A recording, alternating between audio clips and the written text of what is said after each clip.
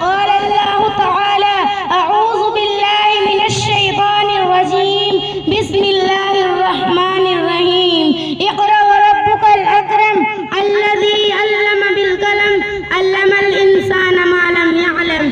صدر محترم حضرات، اکابر دوستوں اور بھائیوں، کسی شاعر نے کہا ہے علم وہ دولت ہے جو لٹتی نہیں، علم وہ دولت ہے جو لٹتی نہیں، خرچ کرنے سے کبھی گھٹتی نہیں۔ محترم دوستو، روشنی کسے پسند نہیں، شب تاریک میں مہتاب اندھیروں میں کم کسے اچھے نہیں لگتے۔ ٹھیک یہی بات علم پر صادق آتی ہے۔ وہ کون سی چیز تھی جس نے آدم علیہ السلام کو فرشتوں سے افضل بنا دیا؟ وہ کون سی طاقت ہے جو انسانوں کو اشرف المخلوقات بنائے ہوئے ہے؟ وہ علم ہے۔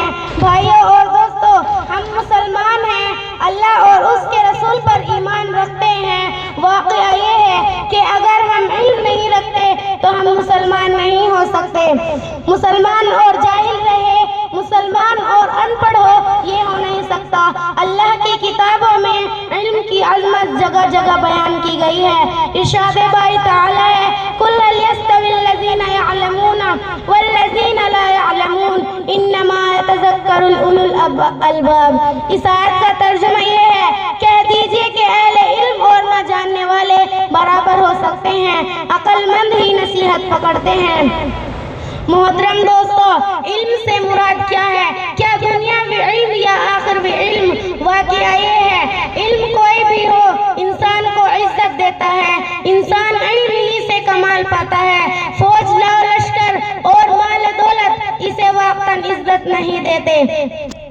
واقعہ یہ ہے کہ اگر ہم انسان کو چاہیے کہ وہ اپنا صبر گرم رہے، اور آپ کو چاہیے کہ علم کے حصول کے لیے دنیا میں علم حاصل کرتے ہیں تو دنیا میں کامیابی رہتی ہے، اور اگر دینی علم حاصل کریں گے تو آخرت کی کامیابی آپ کو قدم چومے گی۔ محترم دوستو، آپ اگر کچھ عقل والے ہیں، اگر آپ میں کچھ دانش مندی ہے تو علم کے حصول کے لیے دوڑے، خصوصاً دینی علم حاصل کرے۔